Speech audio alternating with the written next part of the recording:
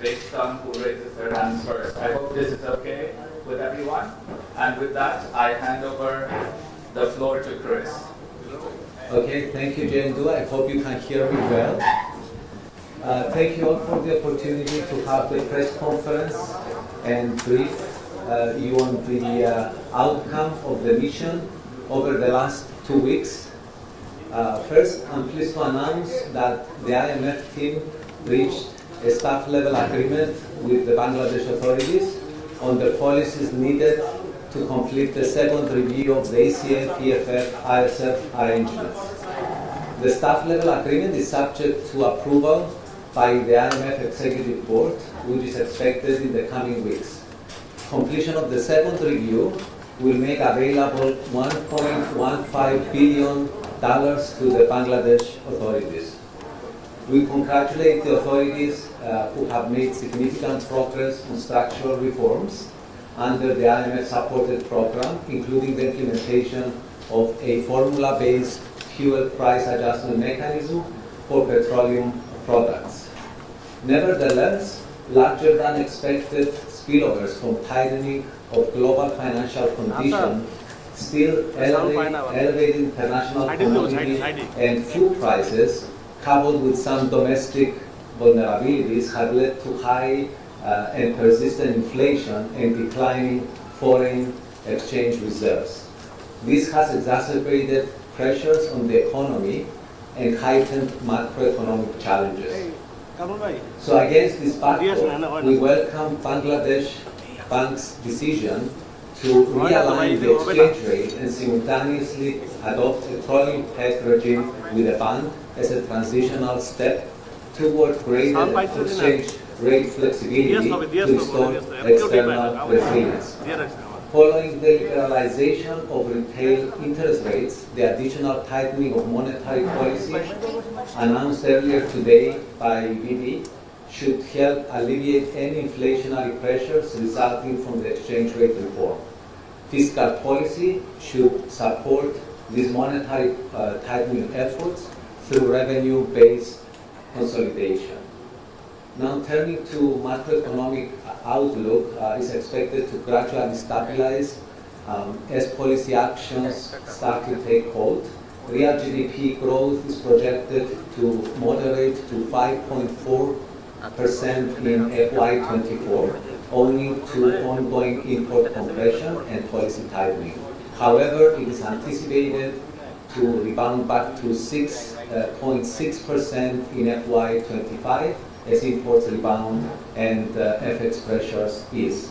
Now, on inflation, inflation is projected to remain at elevated levels at about 9.4% of GDP year on year in FY24, but is anticipated to decline to around 7 to 7.2% in FY25, again on the back of continued tighter policy mix and lower global food and commodity prices.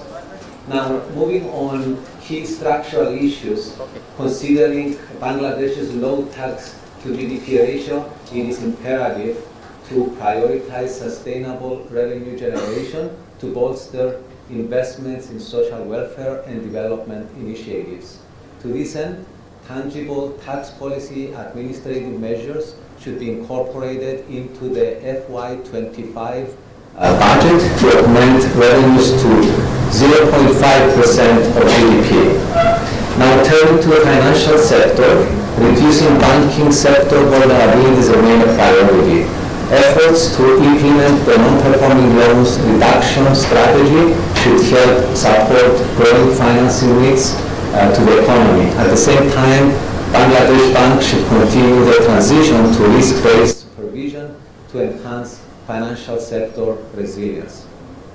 As I already mentioned, maintaining the reform momentum is critical to align with the authorities' aspiration of reaching the upper middle income country status in 2031. So what is needed there is diversification of trade, attracting foreign direct investment and enhancing the investment climate, and strengthened governance will, of course, be crucial in this regard. So finally, moving to the hugely important issue of climate change, it is very well known that Bangladesh has made incredible progress on climate resilience, especially when it comes to handling natural disasters. At the same time, we also know that the financing needs to climate transition in the country is estimated to over $200 billion, which is really a very large amount. So ongoing efforts to strengthen institutions and enhance spending efficiency would help meet climate objectives and mobilize climate finance, particularly from private sources. I would like to conclude by thanking the Bangladesh authorities for their incredible hospitality and very close collaboration. I would also like to thank my team for truly working around the clock, along with the authorities over the past weeks. And with that, Jendu, maybe we can open up the floor for questions. Yes, so the floor is open for questions. If I can start with you. Yes. This is Saiful Islam from Financial Newspaper. I see that Bangladesh could have made the net international reserve position, and that is almost in most cases when missed this target. Do you think the program itself has any loopholes? That's why the reserve position is not building up, and we couldn't meet. What are the reasons? Thank you. I'll take one more question and then we'll answer two. Is there any? Rizvi, let's have another question from you. Thank you, Jandu. Thank you, Chris, for the brief. First, a complaint or observation, whatever it is, you can say. Is there anything hide and seek from your side? Because yesterday we talked with your peer section, the different peer of this, and she was not willing to tell us whether the press briefing will be held or not, or if it is held, then what's the time exactly? So I don't understand what's the hide and seek thing here. Could you please address this issue? Is that the issue, or is there a question on economics? No, my observation, being a reporter. Okay. Yeah. All right, so we'll take these questions and then we'll go. I have a question, sir. Oh, you have a question. Yes, sir. Thank you. Go ahead. My colleague just asked, but some points to add here. You must know that this evening Bangladesh Bank issued a circular, and they have increased the policy interest rate to 0.50 basis point, and the dollar rate from 110 taka to 117 taka, and the smart system they have released, and they let the lending rate to be decided by the banker and the customer. So, is there anything from your side, from IMF side, that they took these three important decisions together? Thank you. Okay, should we take Yeah. another question or? Yeah, okay, thank you very much.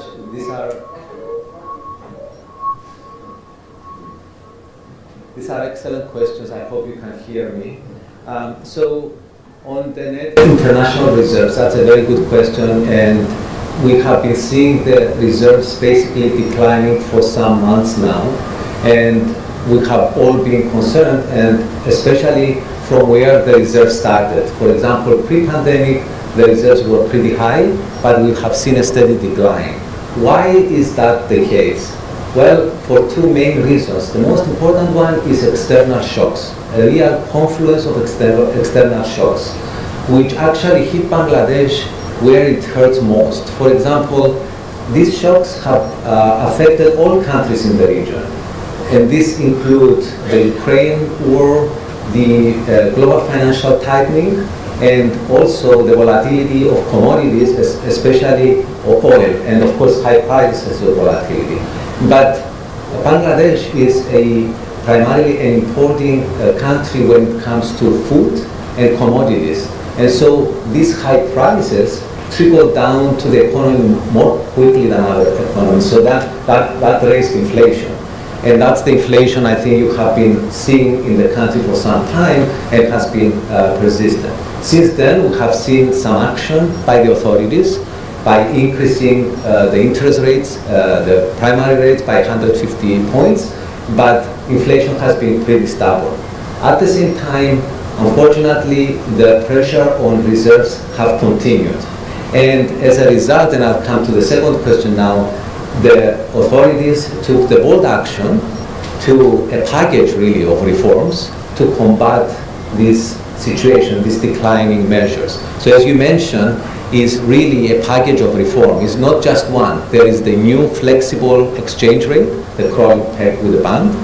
Along with that is the devaluation of the currency to help with flexibility, and then eliminating SMART, which was considered to be more problematic on the transmission mechanism, and along with that, just to make sure that there are no inflationary pressures, especially on food inflation, there is this additional measure of further tightening. So all of these measures, the intent is that they create more flexibility, more reserves come in, and we stabilize and we see Bangladesh slowly coming out of these challenging times, both for the economy but also for the poor, who I'm sure they feel this the most because prices on food inflation is so high. So in the last point, there was absolutely no intention to hide anything from hiding or anything like that. We knew that we had good progress, but until the end, for a staff level agreement for the fund, there should be a final agreement that usually comes in the last day of the concluding statement. There's no hiding anything. Yeah? Initially, this is Ruhu. I work at Independent Television. Yes. I have two questions. Our ex-Bangladesh Bank Governor, Mr. Farashuddin, has said that, and would also observe that, IMF is not saying anything about the money laundering, what is happening in Bangladesh, about, according to BFF and many other international organizations, there are lots of money draining out from Bangladesh. You are not saying anything on this, and on the other hand, you are pressuring India to remove the exemptions, but you are not saying anything about the tax evasion. Why? And relevant question to you. Can I? Yes, please. Yes. Mr. Sinha from EKHON Television. Yes. What kind of progress do you get from the Bangladesh that you were satisfied? Like we didn't see any changes to the NBN or Bangladesh Bank, like the 2 or 3 that decision comes today. Apart from this, we didn't see anything that we can satisfy. How IMF team satisfied the progress of Bangladesh economic reforms? Can I take this? Yes, please. So absolutely. So issues about money laundering is key and is part of our policies in the IMF, and we take them very seriously. So it's not that by any way we are not putting enough focus on it. But priority for us, and I think has been a main target in our supported program, is to make sure that there is revenue mobilization. And by that we mean an increase in the tax revenues of the country. As you know, for many decades the country has a revenue tax to GDP revenue of about 9 to 10%, 9.8%, which is one of the lowest in the world. So we think that there is room for improvement there. So to get to your second point, to the second question, there has been quite a bit of progress between our team and NBR on how to achieve that target, that which for us is very clear, important, and very specific, an increase of tax revenues to 0.5% of GDP for every year until the program expires. I think it's something related to that. So for this year, for the next year, FY25, we have agreed on measures that will achieve that target, and we are looking for measures, for example, exemptions that will achieve even higher revenue mobilization, because we recognize of the needs of the country, needing more fiscal space to do more development projects and provide more to social spending. But coming back to the first question, is by no means that we are trying to deviate from or not. Specify what measures have to take in on these money laundering and tax evasion issues.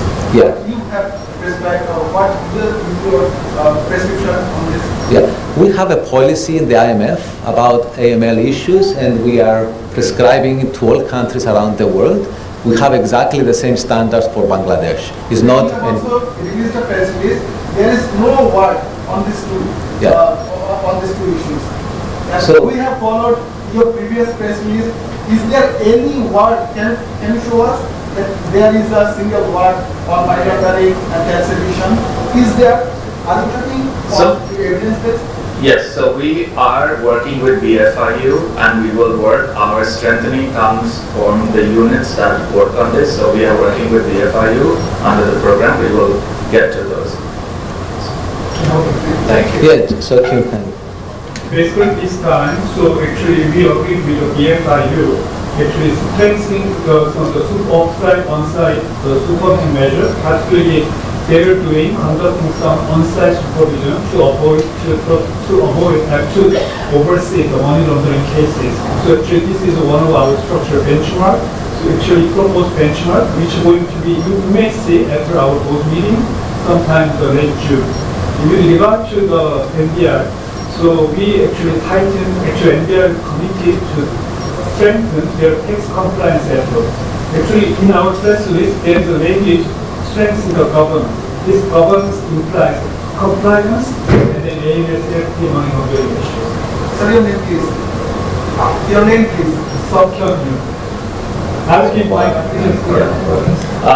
Next question, yes, please. I'm Adhan Limon from EKHON Television. I'd like to ask a simple question. People are struggling with inflation in Bangladesh. And as you suggested, if the government raises tax in various sectors, the commodity price may raise more, then people will suffer. Does IMF want it? Yes, please. Several reform programs have been taken in the banking sector of Bangladesh, including bank mergers, willful defaulters after the start of IMF loan program. What is your assessment of this? Yes. Okay, you had a question as well, yes. This is a simple question. Yes. If interest rate is higher, then inflation is lower. But in Bangladesh, it is not matching. There is a mismatching. Interest rate higher, also inflation rate higher. What is the best question? Thank you. Okay, so Okay, the answer is yes. So it's a very big part of our program to have a target on social protection, first of all. So we have a floor on government spending about how much money they spend on social protection. So they cannot go lower than that amount of money. So we are extremely mindful of what our policies do for the poor.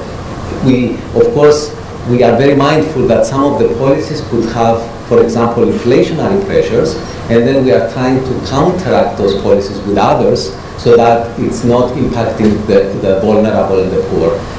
And we are also in discussions with NPR. When we are talking to them, we are making sure that they target exemptions that are not impacting the vulnerable. So this is very clear in our program. The second issue is on the financial sector and banking. You are absolutely right. We had a lot of discussions with the sector.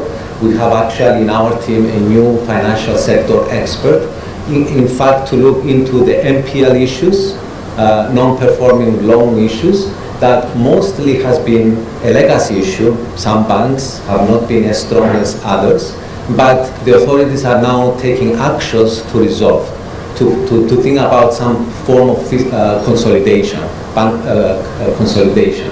So on the NPL roadmap that the authorities, the BB has advertised, has already published, we are in broad agreement. We had a lot of consultations around that, so they are on the right path. And also on the other initiative that we have been seeing, have discussions about, I'm sure you heard some bank mergers.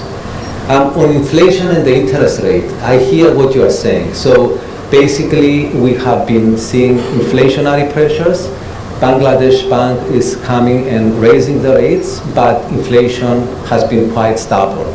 It's not uncommon for the results to come with a lag, and we have some new evidence recently when we look at quarter on quarter that inflation finally is starting to come down. We are also relatively cautiously optimistic because around the region and around the globe there are deflationary pressures now. So when you look at other countries in the region, you see that they actually reached their target range of 5 to 6%, and we hope that some of that effect will trickle down through global prices, through imports to the Bangladesh economy. That's why we are optimistic in projecting that inflation will come down to 7% next year. So we hear what you are saying about that relationship, but we hope that with some luck and with these new measures, finally the economy will be energized, inflation will come down, and they will have more higher productivity. Yes, can we get that? What do you think? Do you think Bangladesh going down to quantitative inflation? And second one is, which policy is more favorable for Bangladesh? Active, dovish, or hawkish? Sorry, could you repeat the last question? My second part was, which policy Bangladesh should to contain inflation? Active policy, dovish, or hawkish? Okay. Take another one? Yeah. Take another one? Yeah. Can I pass the floor to another person before I give it back to you? Is there another question on this side before I give it back here? No. Hey, the growth has been down. I think you showed 5.4. It was previous 5.6 or 7. Right. Okay. Yeah, I got it. Growth projection. Yeah. Okay, no, thanks very much on Bangladesh inflation. Yes, we are cautiously optimistic that inflation will be coming down.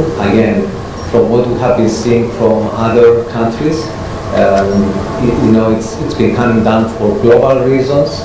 So global pressures are easing, but we have a new exchange rate regime reform right now, which may have some inflationary pressures, but that's why the authorities are counteracting this with monetary policy tightening.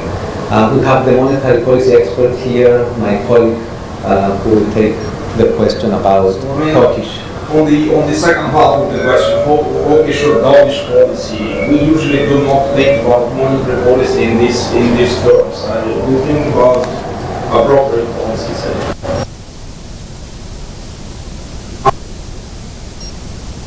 Maintain tighter policy to take inflation towards 7% next year and towards 5.5% in 2 years' time. Thank you, Mikhail. So on growth, rightfully so, you mentioned that our projection is lower than what it used to be. It used to be 5.7%, now it's lower at 5.4%.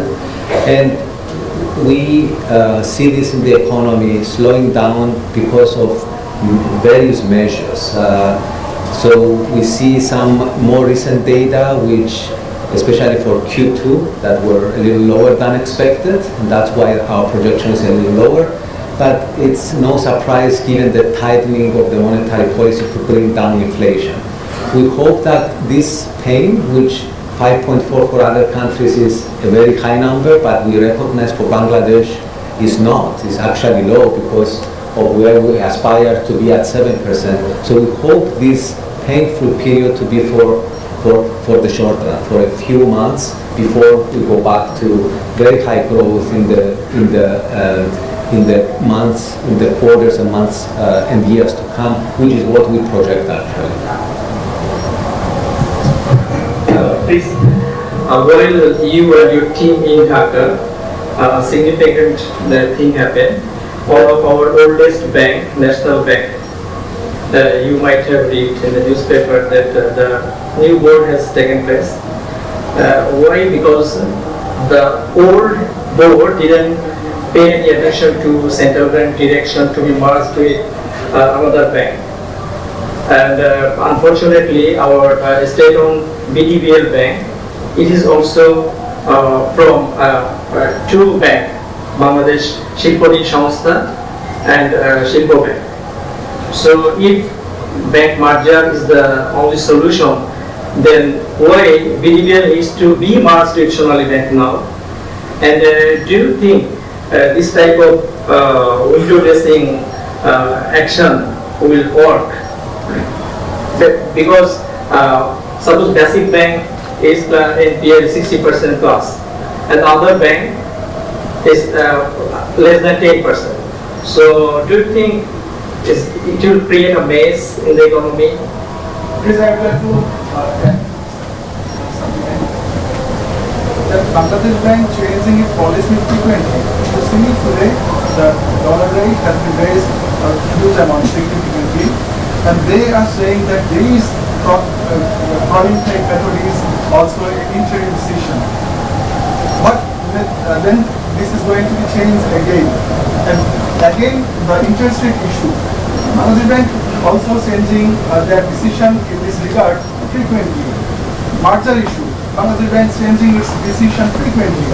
Is this decision helping Bangladesh or not? Yes, thanks for the very good points, both on the financial sector. So let me start by just saying that the IMF does not engage with individual banks or institutions. I can provide an answer that is broader. I mean, there needs to be a plan for bank recapitalization, and this is well understood, and I think there has been the need for some time. Authorities are making bold movements to target this problem. That has been a legacy problem for Bangladesh. There are 61 banks, some are very strong, some are not very strong, and they are trying to find a solution to that. Now, when it comes to mergers, it's a new thing. The Bangladesh bank is thinking through the strategy. So far, what we have heard is that everything that we have heard from banks is that everything is on a voluntary basis. So far, that is on a voluntary basis. At this stage, that is what is I think published by the Bangladesh Bank. Do you believe, sir? Of course I believe it, because this is what has been published already. But going to you, I think, yeah, absolutely. So we are thinking about this flexibility as a transitional measure. Indeed, it's a place where, as Bangladesh becomes more advanced, emerging market, advanced economy, it would need even more flexibility. But not now.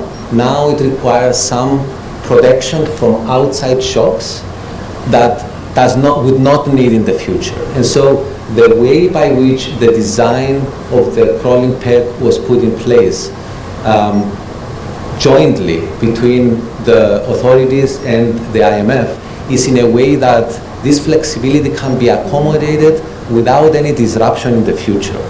So this was the intent from the beginning, but also preserve flexibility so that we can have more competitiveness in the future and higher growth, especially as the country goes into an environment of capital account opening and having then shocks that emerging markets are facing. That at this point, because the closed economy doesn't face, but as you advance as the country is advancing, will face in the future. My revised NIR target is so, and what will be the new target? So, we can take maybe a few. Yeah, another one before, and I think we'll have to wind down soon. So, any other questions on this side? Yeah. That is there is the observation of our economy is that if people are suggesting what kind of solution you are giving to Bangladesh, that solution sends you are sending to the Ghana as well as the Nigeria as well as the Pakistan. Same to you are feeding all countries without any variation, without any geographical and economical condition as well.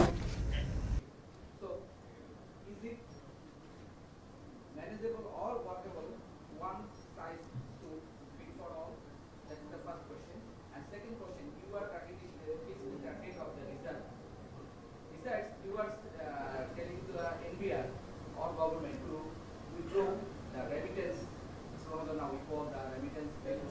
subsidy. So remittance earners, they are the very poor people, almost they are hardcore poor people, they work abroad hard and they sending the money. But IMF told Bangladesh that please withdraw the tax incentive and also the tax need to incorporate with the tax.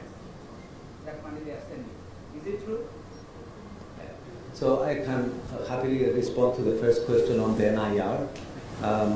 We are revisiting our targets every time we come for a review, and we recognize the situation, the declining reserves. So we are under discussion now internally to set these targets, and this will be available when we publish our report in a few end of June.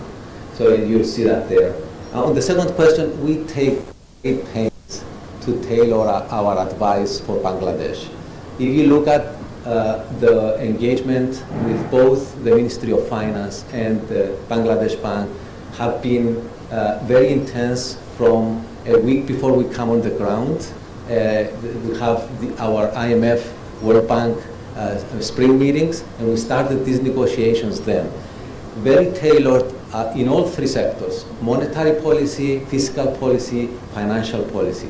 So especially when you see some of the measures that were announced today, they are very much, it's a package that is targeted for the country itself.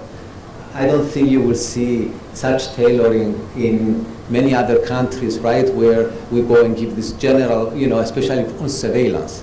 When we have a program, then we are very tailoring all the policy decisions around the country and their need.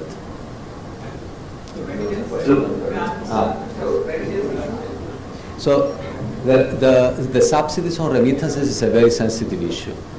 We hear what you are saying is a very important issue, but you know that subsidies are also not very good for the fiscal side. In other words, they constrain the authorities of having enough fiscal space and spending then, for example, on social spending. So we are under discussion at this point, but we recognize that this is a sensitive issue. But you are not That's all. saying about downsizing government expenditure. So in the policy mix that we have been discussing with the authorities, there is a clear recommendation, which the authorities, of course, are evaluating now, which has an element on monetary policy and an element on fiscal policy. And certainly, what we recommend is that fiscal policy needs to support monetary policy. And then, of course, if you tighten fiscal policy, that has a direct effect on expenditure, but we are very mindful that this expenditure does not affect the vulnerable. I think we're done. It's we are done with our time. We have Thank you very much. engagement, so thank you very much for your time, and we'll be in touch. Thank you. Thank you.